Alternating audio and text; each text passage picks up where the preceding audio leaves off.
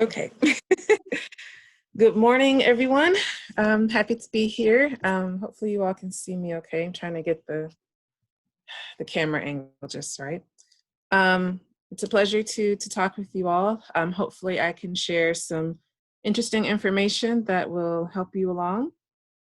If you have questions, feel free to ask. I don't have a lot of material necessarily, but hopefully this can be a fun dialogue. Give me 1 second to share my screen.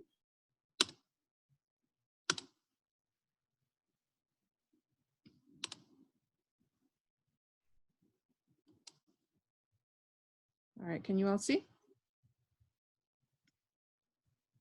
Yep.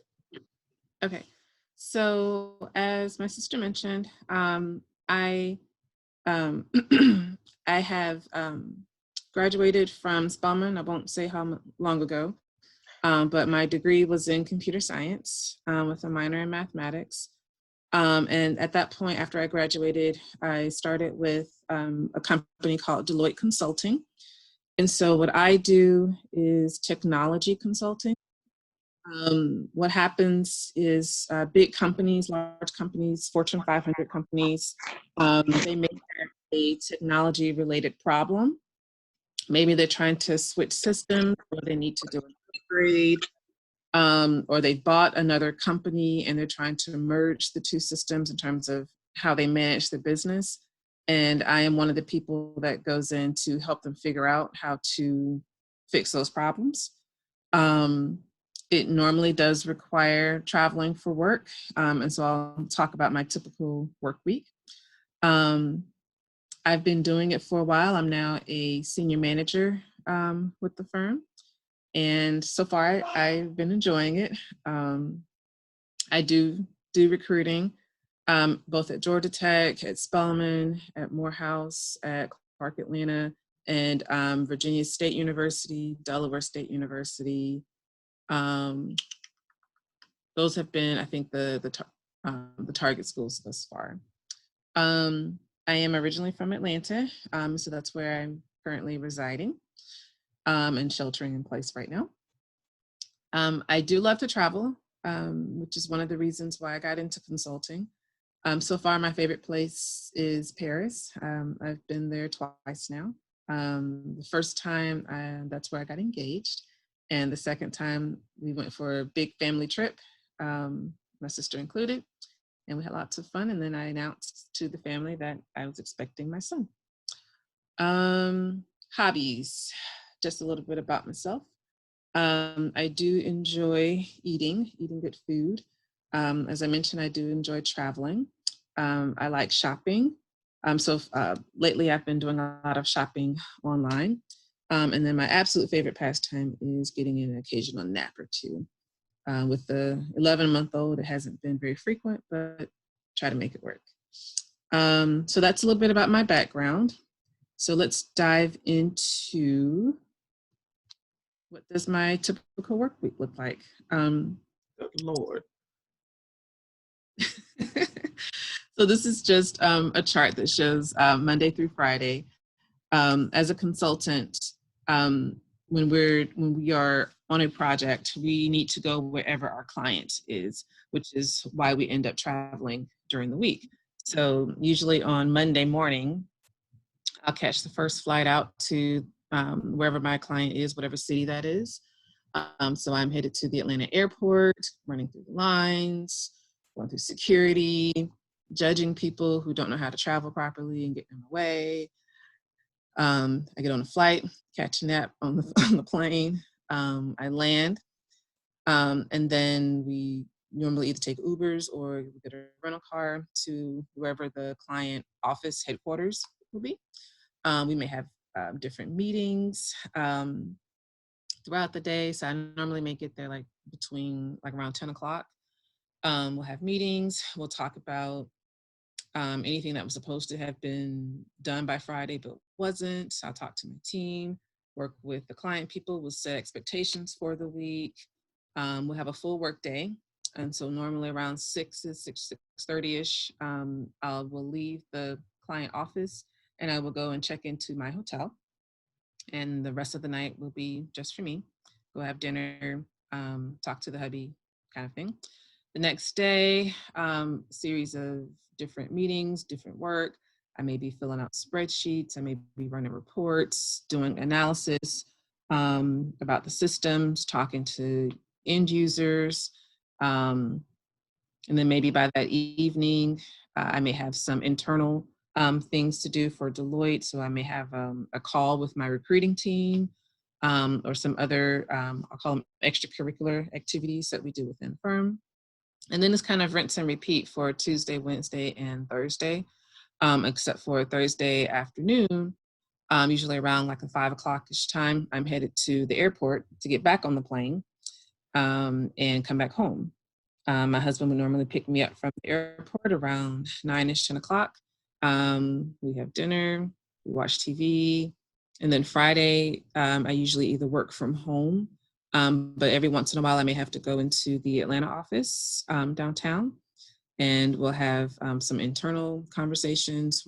I may have some virtual meetings with my team. There may be different meetings that I have to set up with various leaders within the office.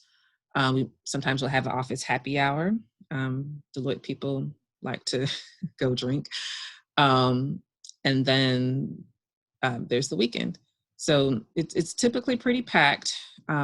Week it's not your normal 9 to 5. Every day tends to be very different.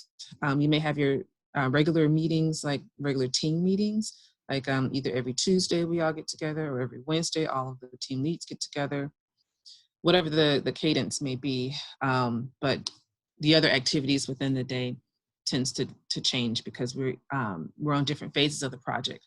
We're either at the beginning where we're trying to figure out what we want to do, or in the middle where we're maybe making custom programs, or we're testing those programs, or we're delivering training so that people know how to use the programs, or we're towards the end where we're getting ready to go live with the programs for people to then use and move forward with. So it really just depends on where we are within the project and the kind of work that we're doing. Any questions? We usually wait to the end for questions, so Oh, we don't have to deal with the whole unmute thing. okay, no worries. One other thing that I wanted to mention about traveling. So I have been fortunate enough to go to a lot of really cool places, work with diverse teams, work with a lot of different companies from a client perspective. I've actually gone out of the country for work before. I spent a couple of months in Bogota, Colombia, down in South America. I've traveled to London, England. I've traveled to Hyderabad, India. I've gone to Toronto in Canada, all for work purposes. And those were all a lot of fun, I would say, very different because getting to know different cultures, having to navigate in a country that is not your own, where you don't necessarily speak the language, it presents its own set of challenges, even from the sense of how do I get from the airport to the client office, having to catch taxis when you can't really tell them where you want to go. So having to have that all written down in the native language so that you get to where you need to go.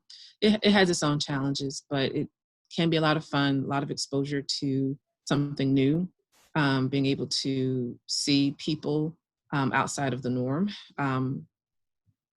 It can be very enlightening, and I have really enjoyed that experience. I've also gone to a lot of states just within the U.S., and even that is a learning experience. I've been to the big cities, I've been to small rural towns, everything in between. So it helps to broaden your perspective so that you understand that everybody is not in the same situation that you're in.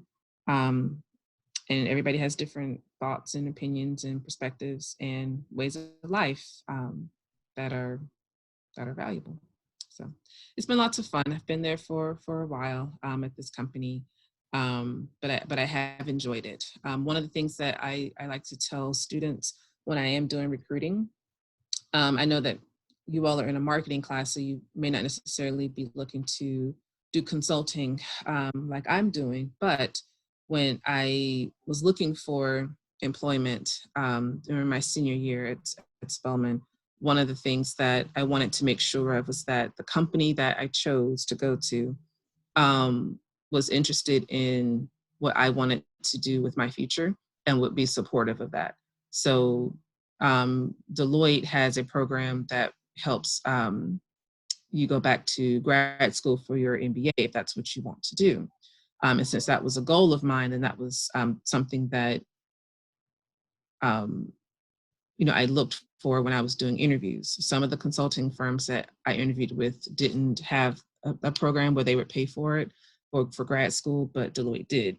And so when I was weighing the two, when I was weighing Deloitte against other companies, that was one of the criteria that I had. Another thing you may want to keep in mind would be things outside of salary. So compensation beyond what they're literally paying you. And that would be your benefits package. A lot of times students disregard the benefits package, but I'm sure in this day and age, you can appreciate that having lucrative health insurance, you want to keep in mind. If there's any other type of insurance, and it's not just primary care, it's do they offer dental, do they offer vision in terms of health insurance, and then what kind of premiums are you going to have to pay for that. All of those things are important. Do they offer a 401k so that you can invest in your retirement? Do they match your 401k contributions? Things like that are important to your future, even though they may not seem vitally important to the immediate future. You'll And definitely have a retirement fund. feel free to ask her questions about that, because I will be super transparent. I didn't know what the hell I was doing the first time I chose my benefits. I jacked that all the way up. And we do, for the 2 o'clock people that are in the 2 o'clock class, we have somebody that's going to talk about investing this afternoon. So if you have specific questions about the 401k or the Roth IRA, he can answer those. All right, let's keep going.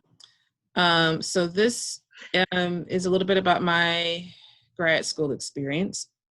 So I think I was 7 years into Deloitte when I decided to go back and get my my MBA. I chose to do what's called an executive MBA, which means that you are going to school over the weekend while you're still working a full-time job. Um, I do not recommend doing that if you have any other option. You would like to go back to grad school, I would say get a program where you can do it full-time without having to work, simply because it's a scheduling perspective, because you literally work all week, school all week, all weekend, work all week, school all weekend. So there's very little time, little downtime for anything else. The Did you advantage, guys did you guys go every weekend or one weekend a month? no, we went every, I would say 2 to 3 weekends, and 1 weekend a month we got off. And my master's program was work all day, school at night, weekends off. So you can do it in evening programs, or sometimes part-time programs will have during the week, but evening classes. Because I traveled, I needed something that would only be in person when I was back home, which was on the weekend, which is why the executive schedule tended to work better for what I needed.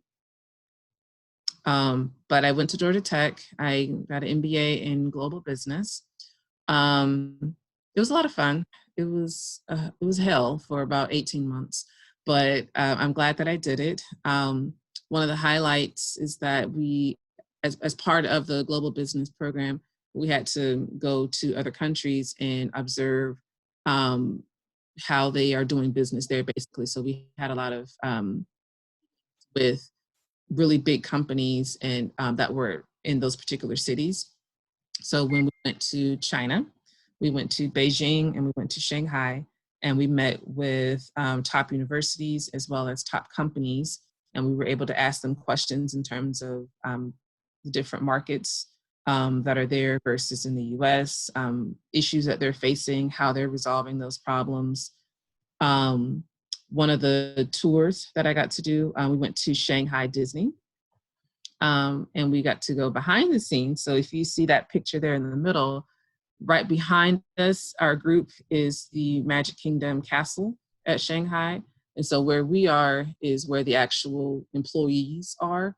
And so the park is like far in the background. And so we got to talk to them about how they set up park operations, how they worked with the Shanghai government to get the land to build the park, how they wanted the how they built up the actual theme park itself, so that when you're in the park, everything that's around on the outside, you can't actually see the buildings of Shanghai downtown, because they wanted it to be an immersive experience for everybody that was there.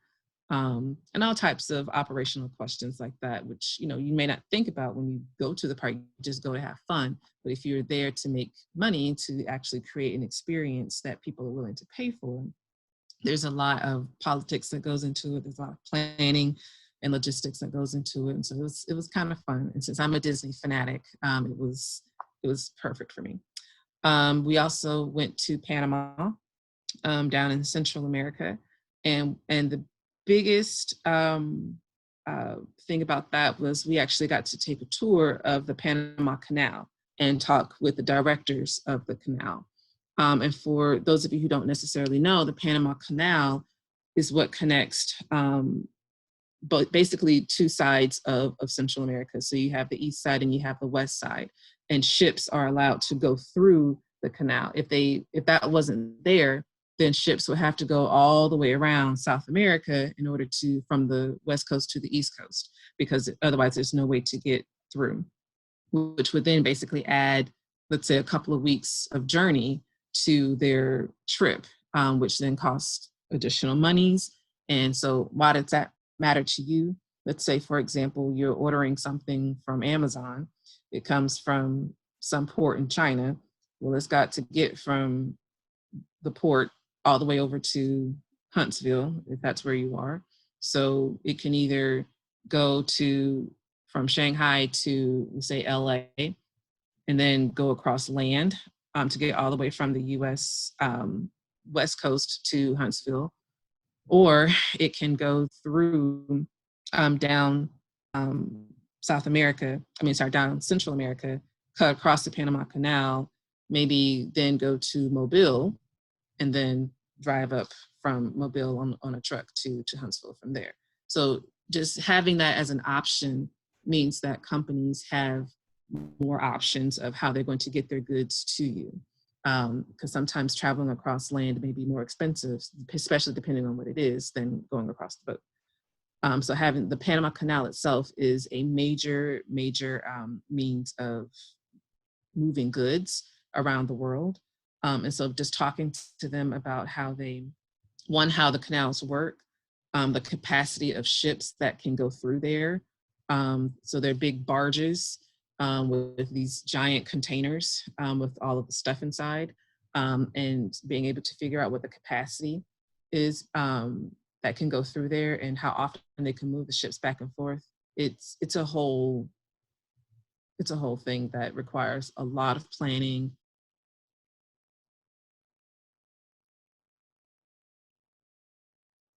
And see, some type of problems that they're trying to solve for and move ahead with. So, from a marketing perspective, one of the things that we actually talked with the Panama Canal people, when they were first starting off, they were trying to make the Panama Canal be, a major throughway for business. So figuring out what companies wanted in terms of, being able to get their goods from one side to the other, as quickly as possible, as fast as possible, what it would take for environmentalists to get on board, so that you don't want to end up, hurting the environment, the native environment of Panama. It's a lot of water that's involved with shifting boats through the canal. So being able to build the canal itself to accommodate the ship sizes, required moving the land out of the way in order to build the throughway. So being able to negotiate with the different governments that are involved, the different people that were involved, the different, I'll call them stakeholders, to say what would benefit the people of Panama the most, as well as the businesses, the cruise ships that need to come through there, does require understanding what they're looking for, understanding what they're trying to get out of it, and then finding a compromise, and then being able to position either your slogan or your materials, your pamphlets, your whatever your agenda may be, in order to support that, so you can get the funding, you can get the support, you can get the votes that you need, etc. It's packaging of your viewpoint.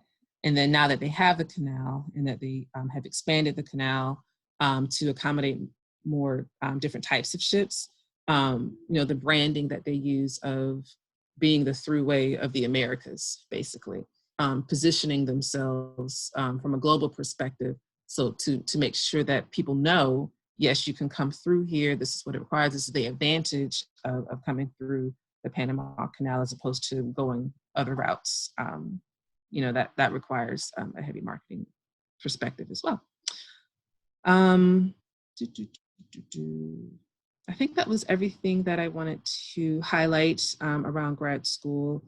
I'm glad that I did it. I encourage everyone to do it if that speaks to your journey from a career perspective.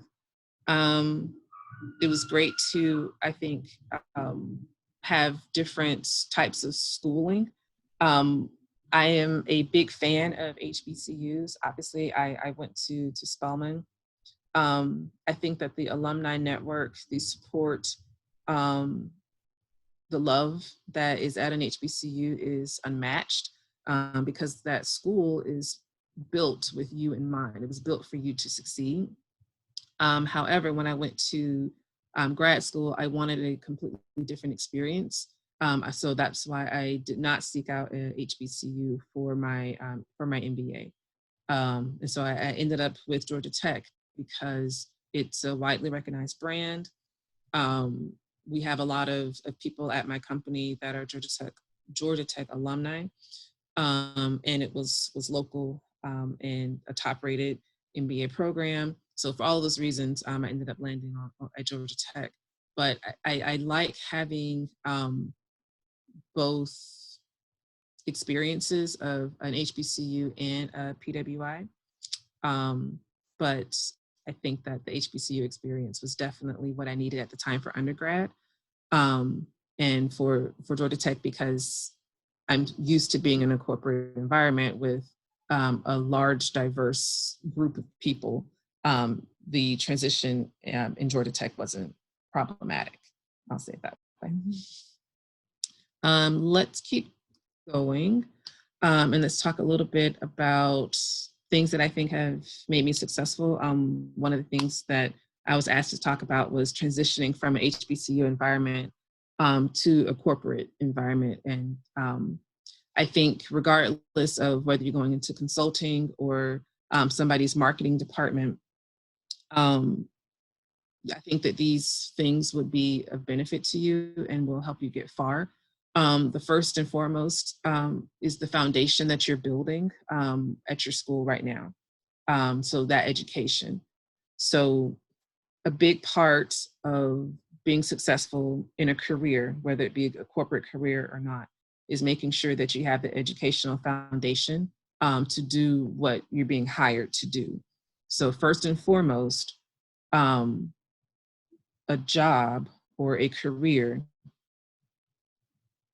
is for you to do whatever that job description is. It's not meant for you to go and achieve your lifelong dreams and to make you happy in life. It's meant, they are hiring you to do a job that they need. You have to figure out if the job that they need is what you want to do. That's not the company's job to figure out for you. So be very selective, be very critical when you are interviewing, when you're trying to figure out what it is that you want in life, because you don't want to end up being somewhere that makes you unhappy. Again, it's not the company's job to make you happy. It's your job to figure out what makes you happy and then go find that.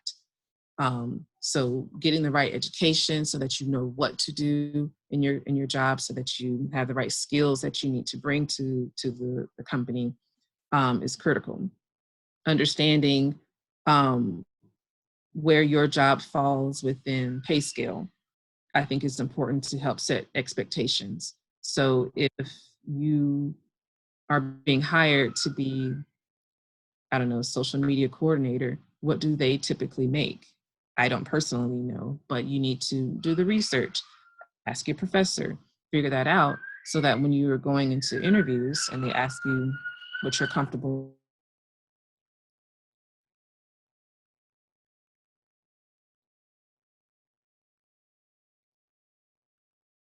I think we lost her.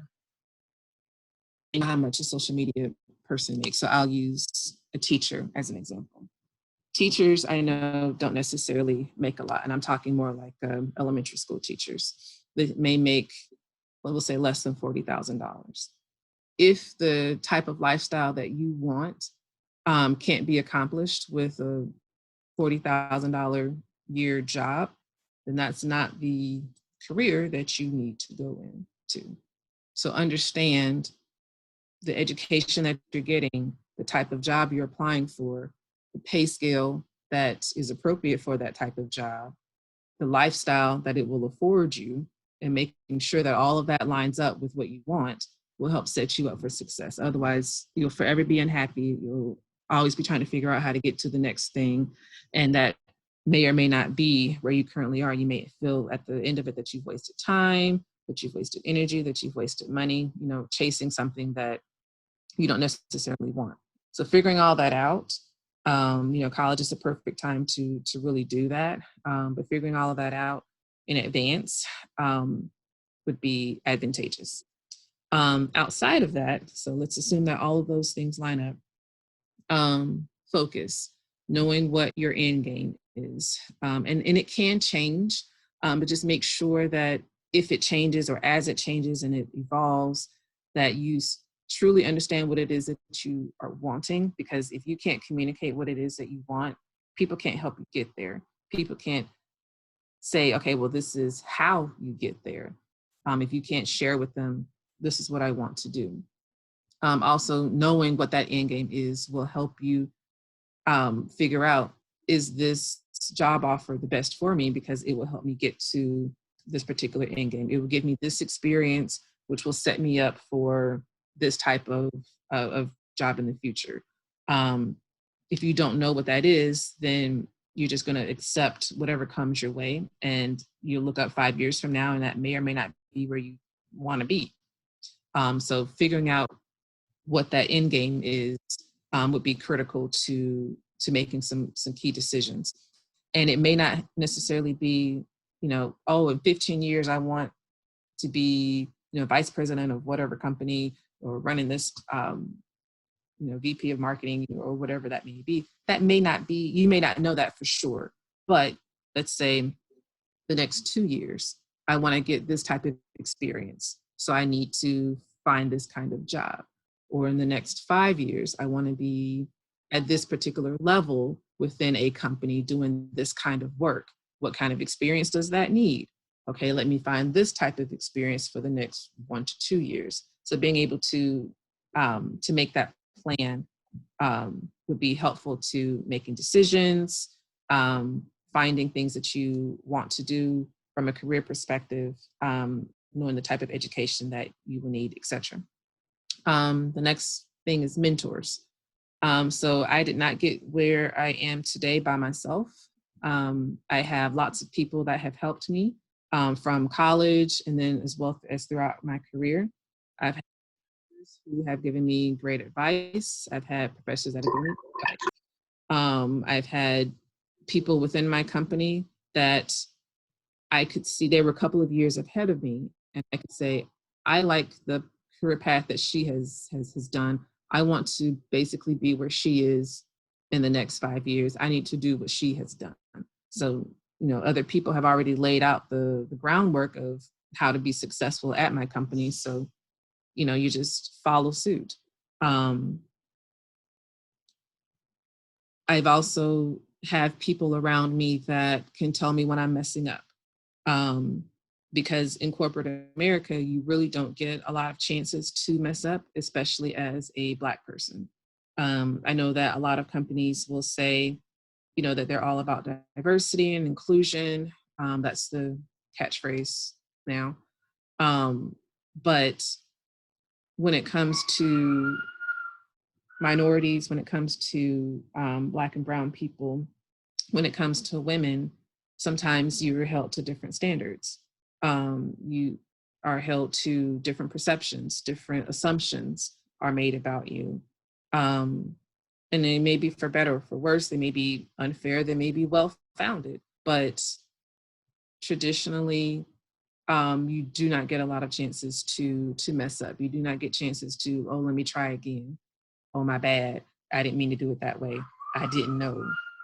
Sometimes those can be detrimental to your career, and it will, take a lot of work to, rebuild a reputation. You've been given that opportunity. So being able to have people, both people that look like me as a Black person, as a female person, as a young person right out of college, as a recently married person, as a new mom going back into the corporate environment, whatever stage I was in my life, being able to have other people that I could talk to that could help keep me on the right path. Or I could ask questions of, well, how did you do this? How did you make this work? Hey, this happened to me at the job. Am I crazy for thinking that this was out of line? How do I report this? Whatever the case may be, being able to bounce those things off of people and trust that they're giving me the right information. This isn't corporate America is not necessarily the place for a hype squad that's going to get you fired. But you want people that will talk sense into you and, will help you keep your job if that's what you want. Or help you, explore what your options are in a professional manner that doesn't burn bridges that you don't want to burn. So having mentors, I think, are valuable no matter where you are in life. High standards. So this goes to setting standards for yourself and making sure that you remember at all times that whatever work you're producing, be it a website, be it a pamphlet, be it a graphic design logo, be it a press release, whatever work you're producing, your name is on it. And that becomes part of your personal brand. And you don't want anything associated with you if it's not of the highest quality. Because if you want to put yourself forward for promotion, if you want people to hire you, if you want to be on this particular team, if you want recognition for doing a great job, whatever that case may be, you want to make sure that everything that's associated with you is excellent. And not just because that's you, but remember also you have the brand of your HBCU attached to you. You have the brand of your family attached to you.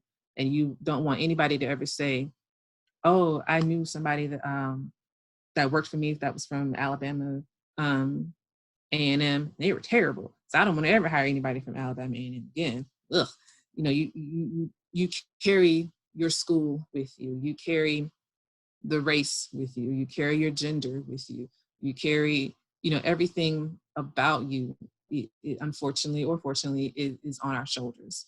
And you want people to associate you with quality. And so if you're producing things, if you're turning in homework, if you're turning in papers, if you're creating a website and this has grammar issues all throughout it, if you don't know how to talk appropriately to people, if you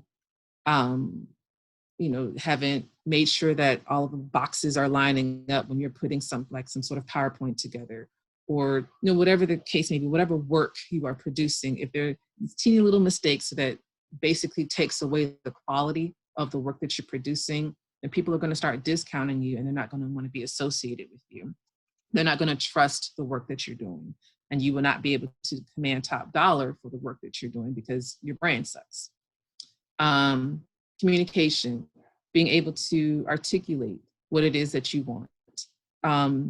I hate it when I go to recruited schools and I'm talking to students and just having regular conversation, and I'm asking, well, what is it that you do? What is it that at school? Which should be an easy question for them to answer.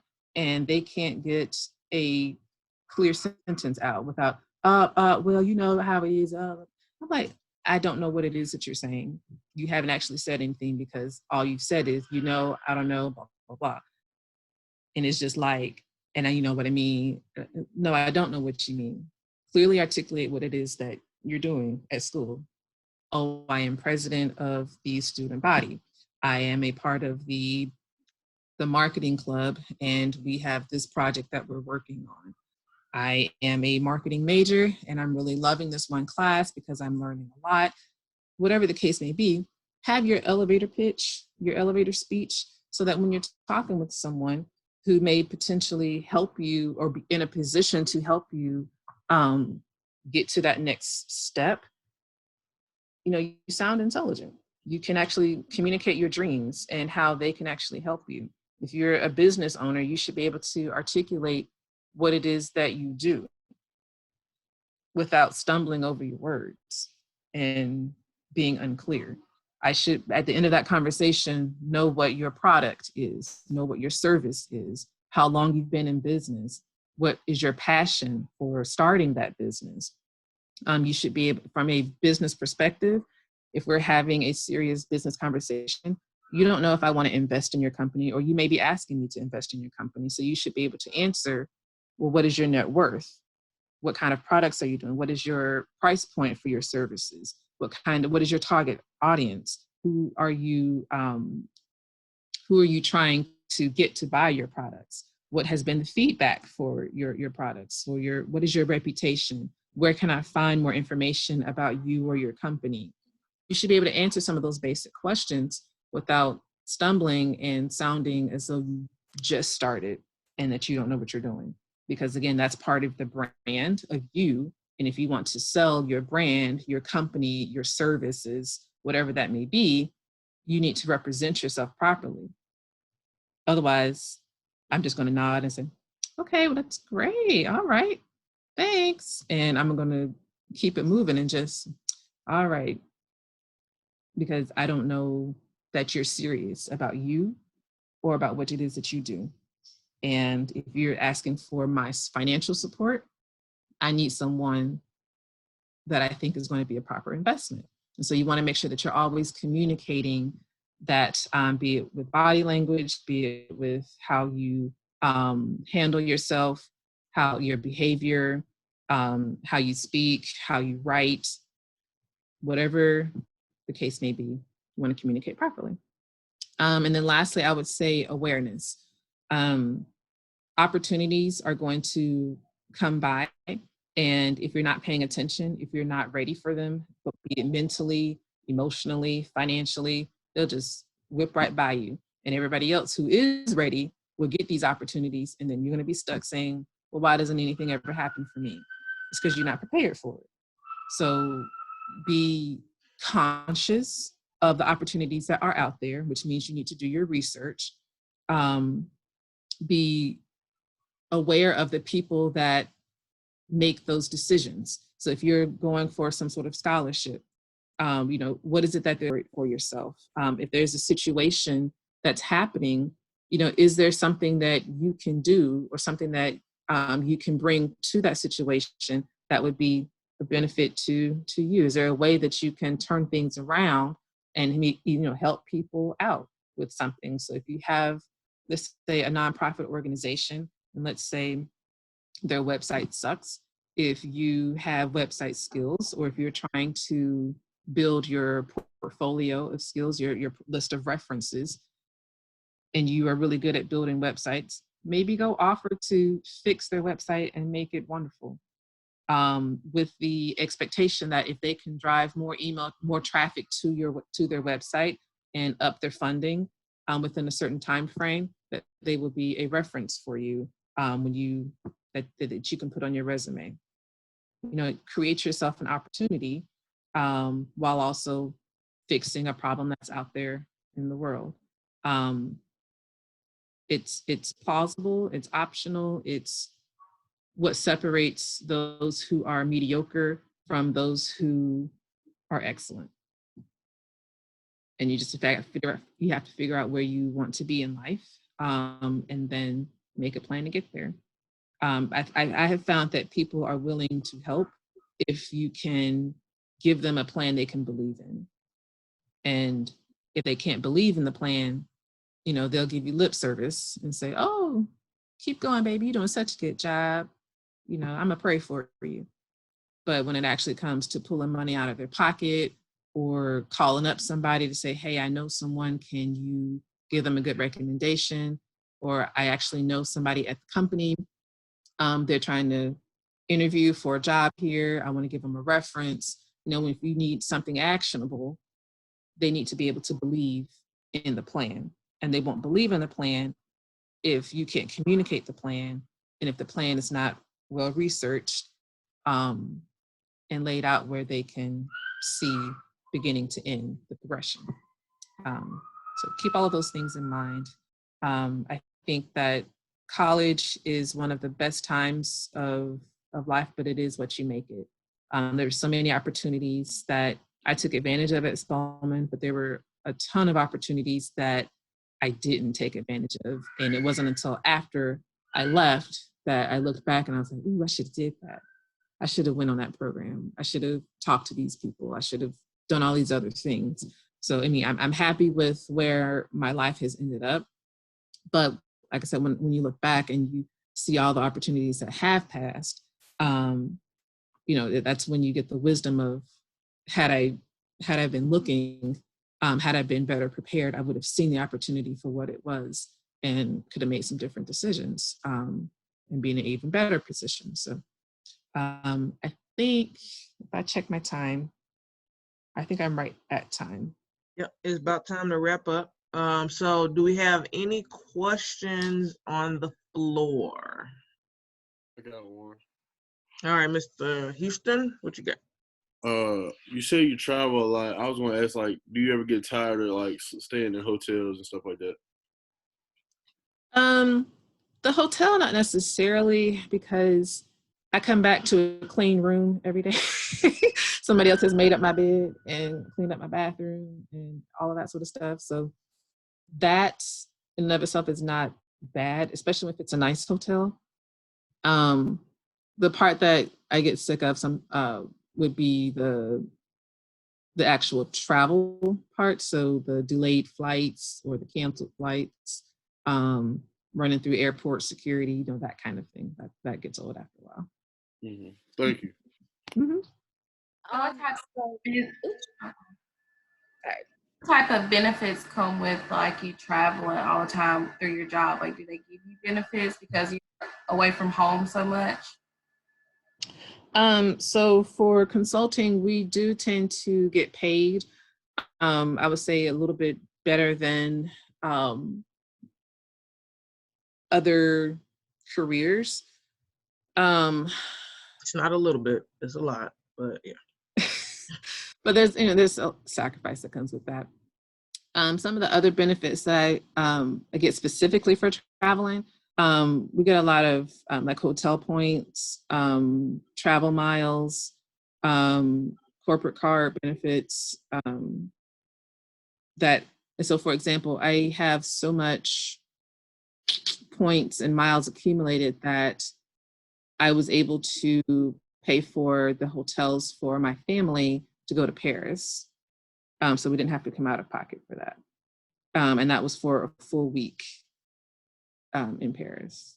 And then I also had enough hotel points and miles that my husband and I were able to do our honeymoon. We were able to do flights and hotel for our honeymoon without having to come out of pocket for that too.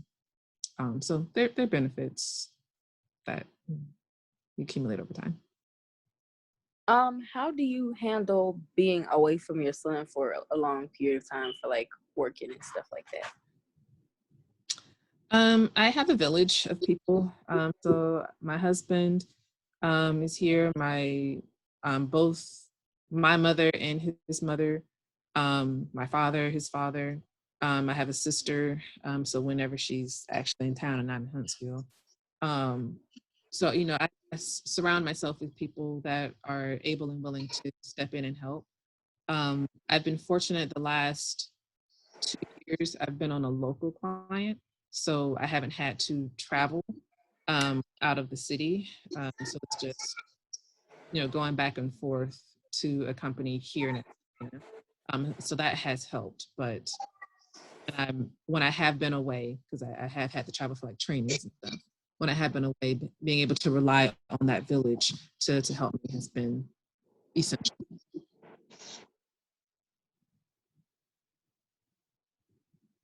How do you like balance? I guess like being a tourist when you go out of town and working also, because I know you probably go to some places, like some cool places that you want to actually like tour the city while you're there. Like, how do you balance that work and doing some stuff that you want to do while you're there? We would normally do like team dinners or team events because everybody on the project team is, traveling just like me. And so everybody kind of wants to go out. And so we'll plan, something like a big get together for the team. And we'll go to a museum or we'll go to a show. I've been to a hockey game. We went to concerts, whatever is happening in the city. That's interesting. We'll do fun stuff like that too after hours.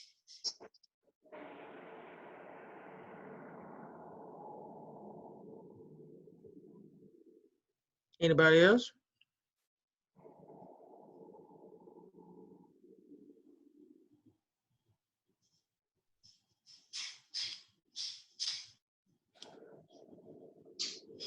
Going once?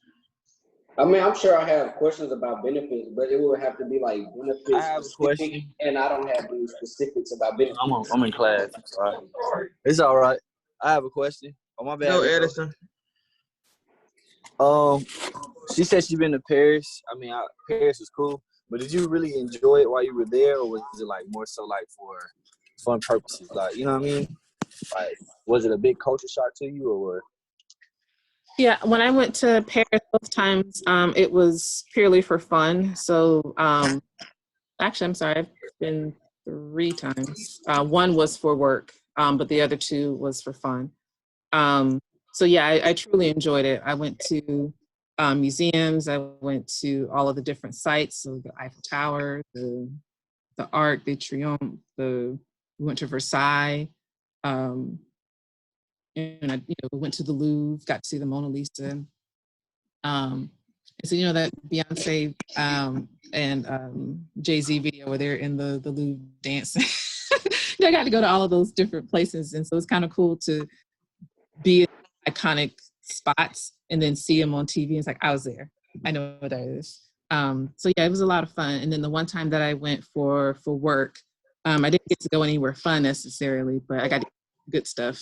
Actually, I did go somewhere. They took us on a trip to a horse farm. It was an old horse racing place. And so we got to see the big stables that was created by, I can't remember which king it was, but it was a royal stables. And so we got to do a horse show. And so that was a lot of fun. But culture perspective, mostly the language is the biggest obstacle that you'll end up having to overcome. Obviously, people don't necessarily speak English all over the world. Some people can, and so you may luck out, but you should not expect people to speak English. And then tends to be the next big thing that's a culture shock. I have found that other countries don't typically have what we would call breakfast food. So when you're like in a hotel and you're trying to find something for breakfast, they have all kinds of randomness out there. Buffet, and you just have to, you struggle to find, scrambled eggs and bacon somewhere, but they'll have like the randomness. You just have to make bacon is prosciutto. Yeah. And so like in France, we would look at the menu and they would the little appetizers, it was called smoked meats. which would sound good to my husband because, you know, he's a big meat eater. And so we're thinking like hot meat, like hot cuts of like sausages and stuff like that. And they would bring it out and it's basically like cold deli meat. And we're like, what is this? But that's what they call smoked meats. And so just little differences of things that you get used to. It's like, okay, we're not gonna order that anymore because that's what we wanted to eat. Did you have a culture shock in China Yes. or They kept India? looking. Yeah, they kept looking, like, especially in China, they kept looking at our group because we had a lot of Black people um, and white people as well. And we're taller than most of them are.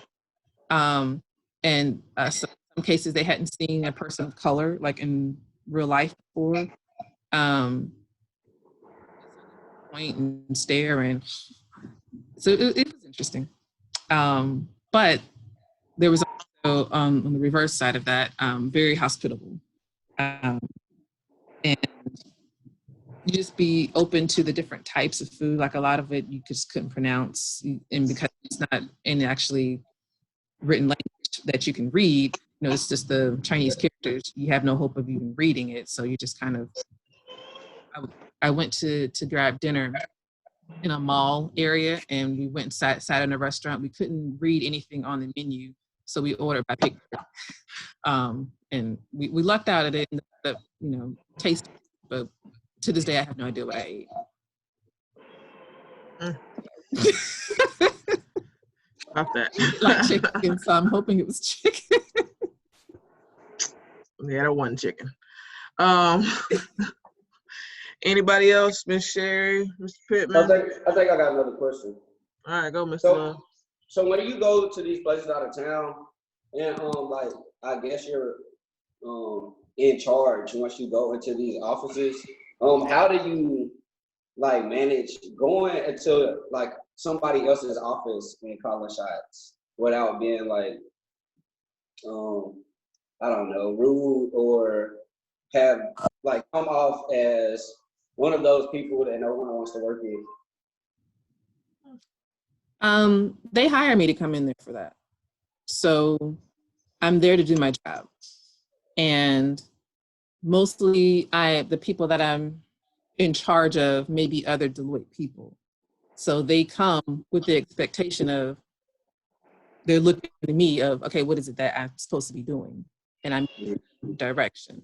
Now, I'm obviously not a rude person, so I'm not like, you better get this. I'm not doing that. So I'm just giving direction of, hey, I need you to do this meeting.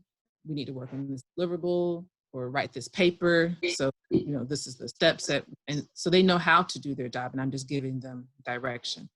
When I'm working with a client, I do have to be a little bit more PC. And a lot of times I try to approach it as more of a, let's do this together, or we're all on this together. Let's come up with our plan together. And I may steer them along the plan that I want them to do. I say, oh, I think this would be a really great idea. And these are the benefits. Oh, yeah, that sounds like a great idea. Okay, yes, we have the same plan. We're going to march to this plan. And so they think that we came up with it together, but you know, it's my idea. But you know, because we had a collaboration, they're at least all in, and so I don't have to necessarily fight with them to go the direction that I want to go in. In cases where they don't necessarily agree, there's a lot of back and forth of, you know, this is my recommendation, and this is why I'm recommending it. These are the risks with not doing what I'm saying, suggesting that we do. And so there's a lot of negotiation and back and forth and trying to convince them this is what we should do. Thank you. You're welcome. Anybody else? Yeah, I have a question. Go, Dyson. Seeing that you went to grad school like a little bit after you had already graduated from undergrad, do you think that was the best decision, or would you recommend going, you know, straight out of undergrad? It completely depends on the degree that you're going for and why you're going for it. So I went back because I wanted an MBA. when I originally joined the firm, I said, oh, I want to get an MBA in like 2 or 3 years.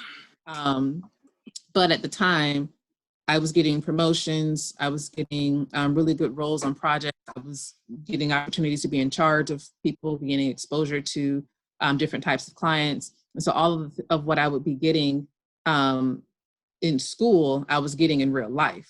And so at the time, it really just didn't make sense for me to leave real life to go back to school and get to get that education. So I ended up postponing it. And it wasn't until, like I said, about 7 years, I was like, I just want the MBA. I just want it. But I was still getting lots of good experience at work. So I didn't want to quit to do that. So that's why I ended up doing an executive MBA where I could work and go to school at the same time. And so that tended to work out. But I could not have done the executive MBA without that many years of experience, because the conversations that we were having in class, the types of things that we were learning in class, I wouldn't have had very much to contribute, and I wouldn't have had the experience to truly understand the concepts in class without that many years of working. Now, if I were to have gone back full time, I would only need about 2 or 3 years of work experience to go back and get an MBA. So like I say, it just depends on why you want the degree, and then what kind of degree, because if there's more options at grad school other than an MBA. So if you're doing just like a master's of marketing, for example, you may not necessarily need work experience for that. You can just go straight through, but your professor would be a better person to ask around, do you really need work experience to get the most out of that master's of marketing degree? Okay, thank you. Anybody else? Mr. Pittman? I have a question. Go ahead, Miss Sherry. What type of websites or what's the word I look for? What's some websites you could give us for job searching other than LinkedIn? For job searching? What kind of jobs? Are you asking like how to find opportunities? Yes, like corporate marketing, jobs geared towards marketing, resources, management.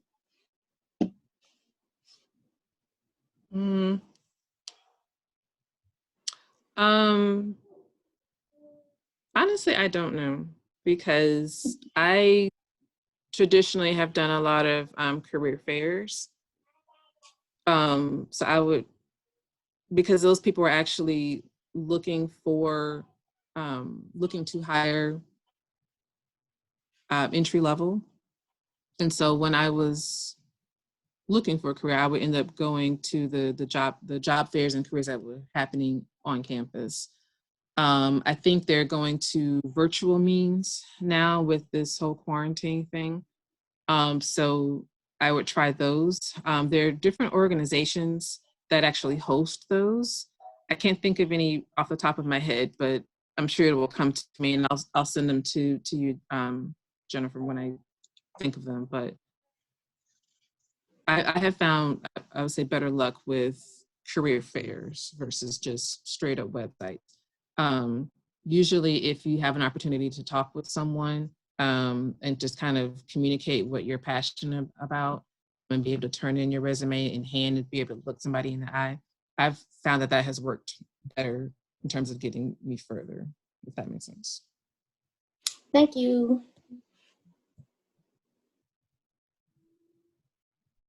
Okay. Any other questions?